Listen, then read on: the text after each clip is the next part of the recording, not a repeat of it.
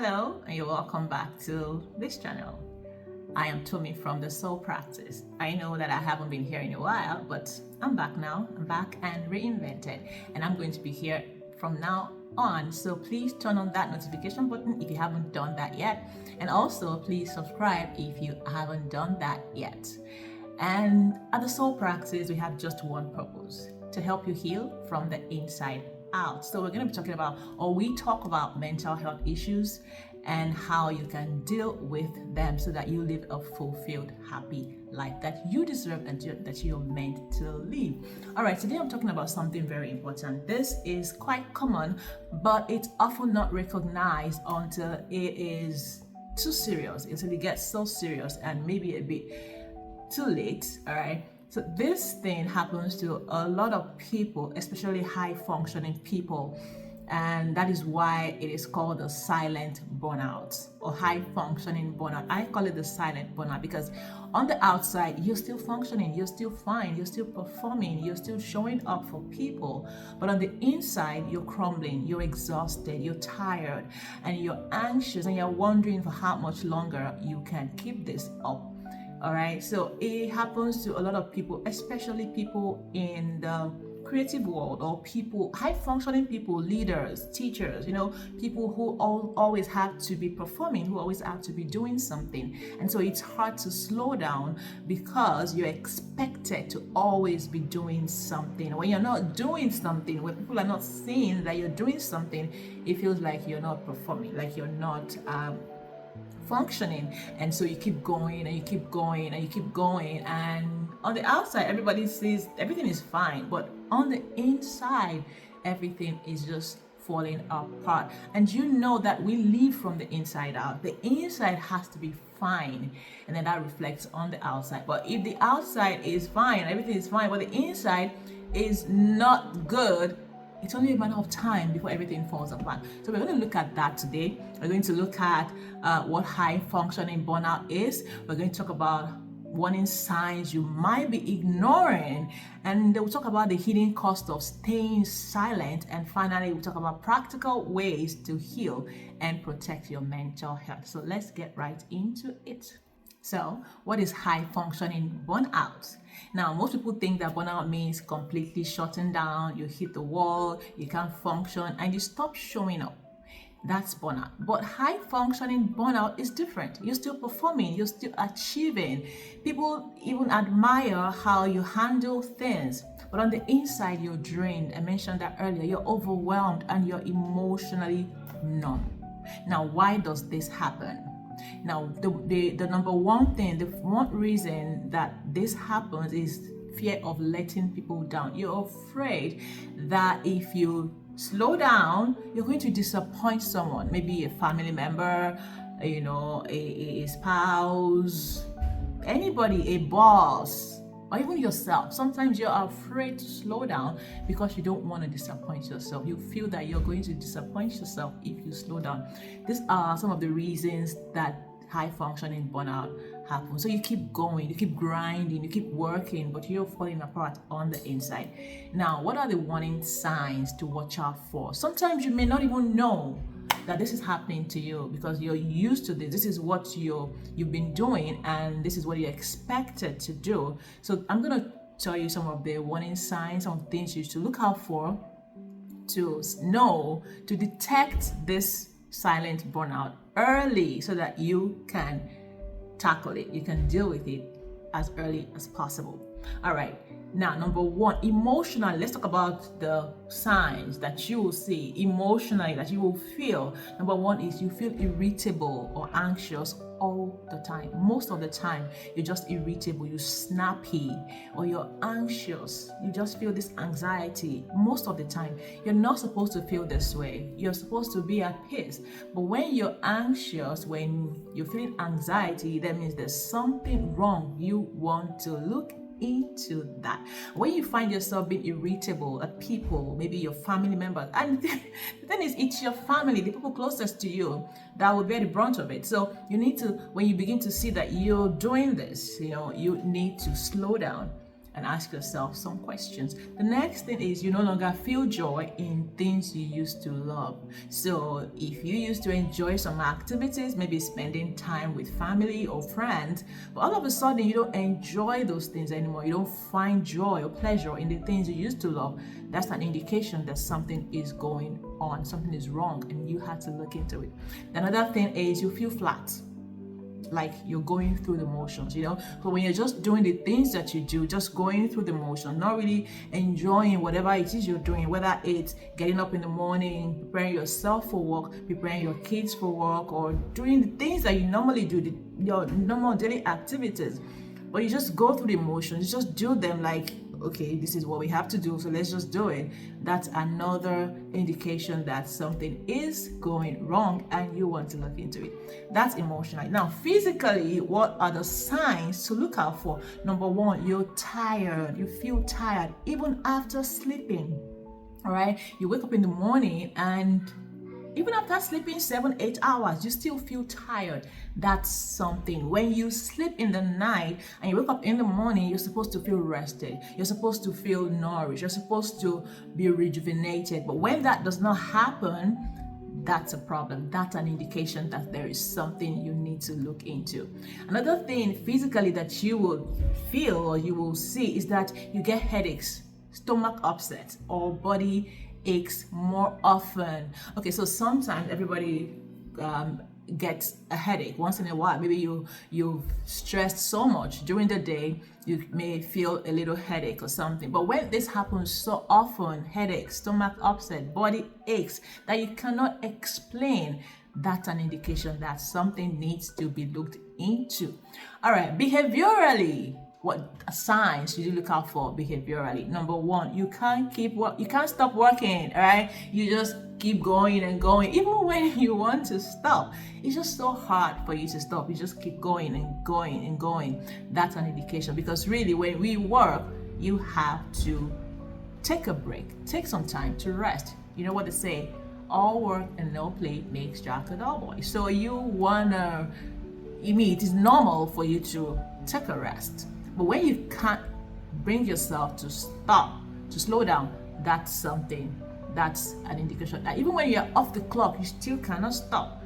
That's a warning sign. Now, another thing behaviorally is that you avoid social events because you feel too drained to show up. So there's a social event. We are social beings. When you work, there are social gatherings that you have to attend.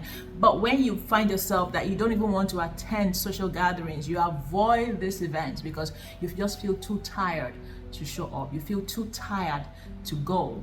That's an indication that you need to look into. That's a warning sign. Now, lastly, on behavioral signs is you keep saying yes to requests you don't have energy for. Now, you may think that this is being nice, but it's not. Okay, so when you keep saying yes, you keep taking on requests that you know you may not be able to deliver, or you don't have the energy for it, but you keep taking it, that's something, right? It's saying that you're afraid of letting people down. Sometimes you just need to learn to say no, all right, respectfully, humbly, and move on without feeling guilt. It helps you protect your mental health and your physical health in the process. All right, so these are some of the signs that you will see or you will feel when you are going through this burnout. Now, here's a critical part. The absence of collapse does not necessarily mean the absence of burnout, right? So just because you've not hit the wall does not mean that you're okay. So it's not until you hit the wall that you know that there's a problem. These signs will show you that there is something you need to look into. I think of it like a phone battery, right? The phone is still working. Even at 1%, your phone is still working, right? But it's low. It's running on low battery. And if you don't plug it in, it's just a matter of time the phone is going to go off. Okay, next we're going to look at the cost of staying silent. So when you see all of these signs, do not stay silent, okay? Because if you do stay silent, there's a cost. There's a price to pay for staying silent. So what should you do? So let me just quickly go over the cost of staying silent. It can turn into deeper anxiety and depression. Yes, when you stay silent, when you're going through burnout and you stay silent, it can get you deeper into anxiety and depression because you're already feeling anxious. But when you stay silent, it's not going to go away on its own. Anxiety doesn't go away, depression doesn't go away if you don't do something about them. All right, so staying silent will only get you deeper into anxiety and depression. Another thing is chronic stress. Chronic stress starts to harm your body. Stress is not a friend of the body at all. So when you're under stress and you're experiencing burnout, this stress becomes chronic and it starts to harm your body. You start to have heart issues, right? Heart issues, immune system problems, and hormonal imbalances. And this can lead to more serious physical illnesses. All right, another thing is it affects your relationships. This is very important. I'm a relationship person. I love relationships. All right, it affects your relationships. You're there, right? You're there, but you're not really there. So you're having dinner with family or you're out with friends. You're there physically, but you're not there emotionally. You're out, you're tuned off, but they see you there, and that will start to affect your relationships. So you're giving your loved ones the leftovers of your energy, the crumbs of your energy, and nobody wants that. And the worst of it all is you stop enjoying life. You stop finding joy. You lose your passion for life, right? You're only surviving. You're not actually living. We are supposed to live life, not just survive. No, we're supposed to thrive. But when you're going through burnout, when you're not fine on the inside, there is no how you can thrive. You're just going to be surviving, going from one day to the next without really enjoying or living fully. I once worked with somebody who told me, she said, I've achieved everything I've dreamed of, but I feel nothing. This is what silent burnout can do. This is what unchecked burnout can do. You're achieving. You may have achieved all your dreams, or you may be achieving your dreams. You may be doing your dream job. You may have your dream home, your dream family, and everything. But on the inside, you feel nothing. That's what burnout can do. So when you're having burnout, when you're experiencing burnout, you really don't want to leave it unchecked. You want to look into it, fix it, and keep enjoying your life. Now, how to heal and prevent burnout. How do you heal when you see these warning signs and now you know the cost of staying silent? What do you do? How do you heal and prevent burnout? Now, these aren't quick fixes, but they are powerful and they will help you. They will shift you into a better place mentally and emotionally. All right, number one is awareness. Okay, self-awareness is very important. The importance of self-awareness cannot be overemphasized, right? You have to constantly check on yourself.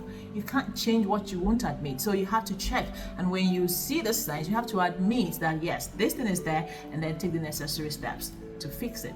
All right, so you ask yourself some questions. Am I constantly tired? Right, I said it earlier. One of the signs physically is constant tiredness. You sleep, but you're still tired when you wake up. So ask yourself, am I constantly tired? Am I enjoying what I'm doing? Whatever it is you're doing, ask yourself, be conscious, be mindful of the things you're doing at every point in time, and ask yourself, mentally check in your mind, am I enjoying this? If you're eating, am I enjoying the food that I'm eating? You know, you can be eating the most delicious food, but you're not enjoying it. You don't even feel the taste of the food, right? So ask yourself, if you're watching a movie, am I enjoying this movie? Or you're watching it because you just have to? If you're doing anything, spending time with your children, spending time with family, or whatever it is, even in your job, am I enjoying what I'm doing? Ask yourself this question, all right? It's called self-awareness. All right, another thing is ask, what is draining me most right now? So if you're feeling drained, stop and ask yourself, what is making me feel drained? What is draining me right now? Look at the things that you're doing, the things that you're involved in right now, and ask yourself, which one of these things is draining you? I've had to do this a lot of times in the past. I had to actually write down the people in my life at that moment, the things that I'm involved with, my job, my vocation, my everything I'm doing. I had to write them down and ask myself, from the scale, on a scale of 1 to 10, how fulfilled do I feel with each of these things? How satisfied am I with each of these things? Which one is making me happy? Which one is draining me? This is called self-awareness. Okay, you have to do this. It's an exercise that will help you shift you into a better place mentally and emotionally. All right, next is number 2 is boundaries. This is very important. A lot of people don't know how to set boundaries. They just keep taking everything, saying, and anybody can just jump into your space anyhow, right? It is important and very good, very healthy to set boundaries for yourself. When you do that, you also respect other people's boundaries. Now, learn to say no without guilt. Sometimes it is okay to say, no, I can't take this up right now. All right. Learn to say, when you say it respectfully, the other person understands and they don't take offense. And even if they do, you don't have to feel guilty about that. All right. Because you know that you can really cannot take this up right now. Okay. So learn to say no. When you're saying no, it does not mean that you're rejecting them. It does not mean that you're being you're being not nice, and it does not mean that you're being mean. No, you're doing this for you, for your own sanity. All right. So try saying this phrase: I can't take this on right now, but thank you for asking me. Thank you for thinking of me. It's simple, it's respectful, and it's firm. Yeah, and you need to practice saying that. Now say it now. I can't take this on right now, but thank you for thinking of me. Simple. It doesn't hurt to say that. It doesn't cost much to say that. When you practice it over and over, I know that it may be a bit hard to say no when you're used to saying yes all the time, and people count on you. They know that, oh, when they give this thing to you, you will do it. You will deliver. She's always there. She's good. She's responsible. She will do it. But when it's time, when you need to say no, you have to cultivate the habit. You have to learn to say no. So when you practice this phrase over and over, it helps you to accept it in your mind first, and then when there's a need to use it, use it respectfully, simple but firm. Let me tell you something. Every time you say yes to something that drains you, you're saying no to something that restores you. So when we flip that around, we can say every time you say no to something that drains you, then you're saying yes to something that restores you. Which one would you rather choose? Yes, to something that restores you. You want to be restored. The third one is self-compassion. Have compassion on yourself. All right. Your worth isn't measured by your productivity. Stop thinking that your worth is measured by the things that you do. No, your worth is measured by who you are. And that is why it is important to know who you are. Be grounded in who you are, in your identity. What you do does not define you. Who you are defines you. What you do is important, but that's not what defines you. All right. So start speaking to yourself the way you would speak to a close friend who's exhausted. If you had a friend who was exhausted, you would encourage them to take a break. You would encourage them to get restored, right? Say that to yourself. Don't keep pushing when you know that you can't go on. All right, number 4 is rest as strategy. Rest is important. Don't wait until you collapse before you rest. Rest is a part of life. It's what you're supposed to do. You're not supposed to wait until you can't go on before you think of resting. Right? You need to schedule downtime. Sometimes, like an appointment, just the way you schedule your appointment, schedule downtime, schedule time for rest, make time out for it, deliberately take breaks to rest, to unwind, to restore, right? It is very important. Rest is not luxury. It is part of doing good work. Consider rest as doing good work. You're doing good work for yourself, to yourself. And when you do that, you're helping yourself, and then you can be helpful, useful for other people, for your family, and for your society, and for your world. But if you're not in a good place, if you're not fine, you can't be useful for anybody. Think about that. So you want to give yourself to everybody, but you're losing yourself. So Do yourself a favor and rest. Then you can be helpful and useful for the people that need you. So how do you take rest? Build small breaks into your day. Schedule it, okay? Small breaks, 5 minutes break, 10 minutes break. Do this, all right? Take a real lunch break without your phone. Sometimes go for lunch without your phone. I do it a lot of, sometimes I just put on my phone or I drop it somewhere and I go out, take a walk. You don't always have to hold your phone. You don't always have to be on your phone, okay? The world is not going to collapse just because you're away from your phone for 5-10 minutes. Yeah, so do with that. I mean, try to do that. Take a lunch break or a break, a walk break without your phone. Go for a short walk just to clear your head. Sometimes when you've been walking all day, I do that also. Sometimes I've been working all day and I just feel like I need to clear my head. So I take a walk, I drop my phone, I go out alone. And it helps you. It helps me clear my head. You can try doing it too, and it prevents burnout, right? That's what we are talking about here. The silent burnout, the high functioning burnout. All right. Now try this breathing exercise, right? Breathing is also very helpful. Your breath helps you a lot to center you. I do this every time also. Every morning I take deep breaths, it helps me center myself and helps you get focused. So you inhale for 4 counts, hold for 4 counts, and exhale for 4 counts. Okay, do this 3 times.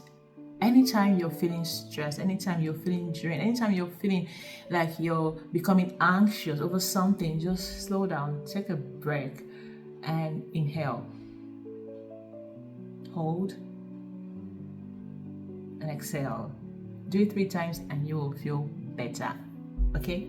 All right, next thing is, do not carry this alone. You need to talk. Okay, talk to a therapist, talk to a trusted friend, talk to a coach, talk to a counselor. It helps. A lot of people really overlook this part. They neglect this part until it's too late and they are forced to. You need to cultivate the habit of speaking out, talking to somebody. All right. Now I know that it may be difficult to, just talk to anybody, but you have that's why we said a trusted friend, a trusted person, a therapist, a coach. Why? Because they do not share your illusions about the problem, about whatever is going on. They will look at things objectively. Sometimes you may not be able to look at the situation that you're in an objective manner because you are right in the middle of it, but someone else will look at it from the outside. And it's good to talk to a professional because they know the skills, the techniques, or the practical ways to help you get out of it. They help you learn techniques that you would apply that will help you get better. So learn to talk to somebody. Don't keep quiet. Keeping quiet has a price and you may not want to pay that price. All right. So if everything I've said in this video has resonated with you in one way or the other, listen to this. Strength is not about carrying it all until you break. Real strength is asking for help when you need it. I attended a conference sometime last week where I spoke to a group of women and I told them, when you feel you need help, true strength is knowing when to slow down and knowing when you need help and asking for help. That's true courage. That's true strength. Not because you're broken, but you know that you can't keep carrying everything until you break. No, it's asking for help and seeking help to help you stand. All right, so how do you recharge? Now let's get this conversation started. How do you recharge when life gets heavy? Can you drop that in the comment section? And you can also email me. All right, I would love to hear from you. Thank you. That is all I have for you in this episode. I will be looking forward to seeing you next time. Before then, please subscribe to this channel, turn on the notification, and also like this video, drop a comment, share this video also. Share this video to someone you know who needs to hear this, who needs this, someone you know who is trying to do everything, but you see the signs in them, this warning signs. Share this video with them so that they can learn, and let's all live a beautiful, happy life together. Healing, being whole from the inside out. Take care of your mind and take care of your body. I will see you next time. Bye.